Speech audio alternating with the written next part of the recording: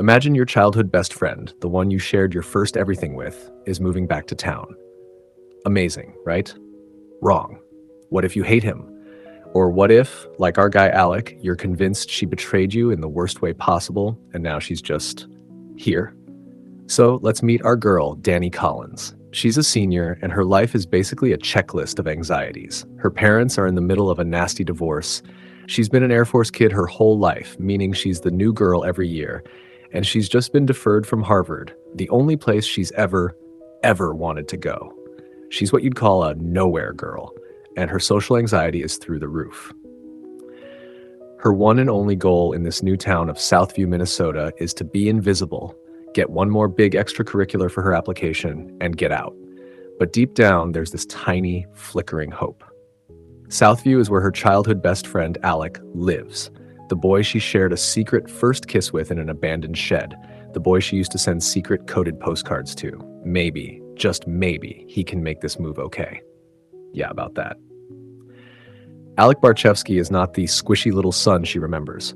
He's Zeus, a 6-foot-plus hockey god who basically rules the school, and when he finds out Dani's moving back, he is pissed. We see him drive to their old shed, furious, remembering that kiss, and then remembering what she did after. He wants nothing to do with her. And this, my friends, is where it gets juicy. Dani, all nervous and hopeful, goes to his family's house for dinner, but Alec intentionally skips it. He's at a bonfire, ignoring his mom's texts, including one that says, "Dani is gorgeous now. Ouch." Their first reunion? It's a literal train wreck. At the school pep rally, which is like a religious event for Zeus and the hockey team, Dani tries to sneak out. As she's leaving, she gets trapped in a swagger sandwich of players, and one of them, Zeus himself, accidentally knocks her flat on her ass with his giant hockey bag. He turns, and their eyes meet for the first time in 5 years.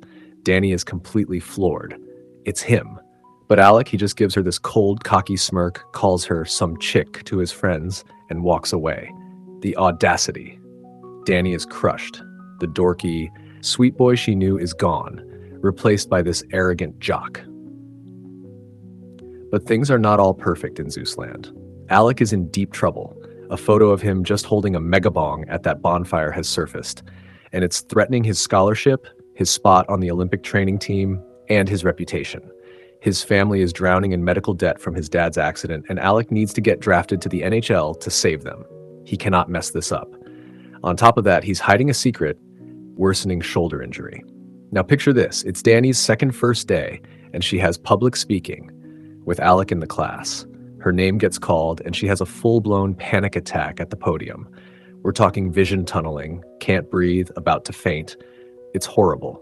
Just as she's about to collapse, Alec, of all people, loudly interrupts the class, claiming he has to give his speech right now due to an appointment. His distraction is just enough to break her panic. He gives a hilarious, self-deprecating speech that sounds just like the old Alec, and by the time he's done, she's calm enough to give her own. Is he being nice? Don't get your hopes up. It all comes to a head when Dani's dad, the colonel, gives her a gut-wrenching ultimatum over FaceTime that leaves her sobbing. She runs to hide in the first open door she finds, which just happens to be the boys' locker room. And who is in there, shirtless, packing his bag? Alec. He sees her tears, and that Zeus mask just melts. He immediately goes to her, pulling her into a hug, and it's all soft and familiar until their necklaces get tangled. As he's trying to unhook them, his face just inches from her neck. Boom! The door swings open. It's his coach, and 2 college scouts, and a sports reporter. No, I am not kidding. Alec's career is over. He's just been caught in a compromising position, shirtless with a girl, right after the bong photo. He's done. But his coach, thinking fast, spots an opening. He pulls the scouts aside and spins the wildest tale. He says, "Oh, that's not a distraction. That's Mick Bochet's granddaughter. Her grandpa is a legendary local hockey player. They're dating. She's a brainiac goody-goody who's going to Harvard. She's good for him." He's basically selling them as this hockey royalty power couple. And the scouts buy it. This leads to the deal. Alec finds Dani later and lays it all out. "I need you to fake date me to save my reputation. In exchange, I'll get you the co-manager job for the hockey team." It's the perfect extracurricular for her Harvard application. Dani, terrified of the social spotlight, refuses. But then Alec confronts her about Benji Worthington, the local rich kid, King Douche, who she was seen talking to. This is where we get the real story. Years ago, the day of Alec's dad's near-fatal accident, Dani was supposed to visit him at the hospital. She never showed. Later that night, Benji found Alec at a party and, like the snake he is, showed him a picture of Dani in their secret shed. Alec put it together. She ditched him on the worst day of his life to hang out with Benji in their spot. That is the betrayal he's been holding on to. Faced with his desperation and her own, she needs that extracurricular, Dani finally reluctantly agrees. But she has one condition. This fake relationship doesn't end until she says so. She's terrified of him fake dumping her and leaving her socially isolated. He agrees. And so, the fake skating begins. It starts with a hard launch, him grabbing her hand in the school hallway. And honestly, it's working. His friends, Richie, Vinny, and Kyle, and her new friends, Cassie, Liz, and Lily, all buy it. The gossip spreads, Alec's reputation is healing, and Dani is actually thriving. She's not just the manager, she's part of the group.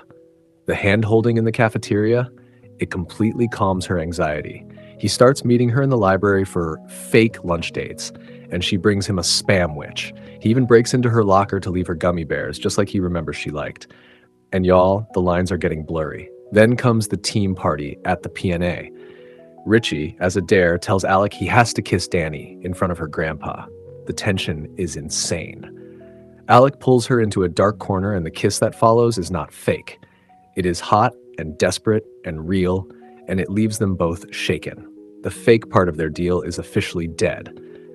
This is followed by the lidocaine patch incident. Alec's shoulder is killing him, but he can't put the patch on himself. So, in a tiny locked family room at the mall, Dani has to do it. We're talking her hands on his bare back, his bare chest. The air is so thick, you could cut it with a skate. They almost kiss again, but are interrupted. Finally, after a walk where Alec confesses his deepest fears about his family's debt, he kisses her under a streetlight. And this time, there's no dare, no optics. It's just them. He says, "This isn't part of a game. They are real." It's perfect. And here comes Benji Worthington to ruin everything. He and his drunk friends crash their private celebration at the shed. Benji, seeing them together, gets vicious. He taunts Alec about the hospital incident, and Alec just snaps. He tackles Benji and beats the hell out of him, breaking his nose. Benji, bloody, threatens to call the cops and press assault charges. This would end Alec. Dani is terrified. The next morning, she goes to Benji's house to beg him not to, and Benji, being the absolute worst villain, gives her an ultimatum. Break up with Alec and I'll stay quiet. Stay with him and I press charges.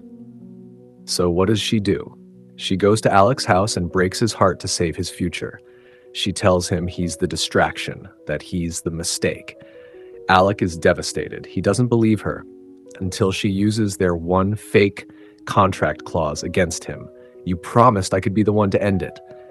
He's crushed. He finally confronts her about the postcards. At least this time, there aren't any letters for you to ignore. She has no idea what he's talking about. Heartbroken, he tells her to get out. Okay, so Dani is a crumpled ball of misery. She broke up with Alec for nothing. She's sobbing to her friends when her dad calls from Germany.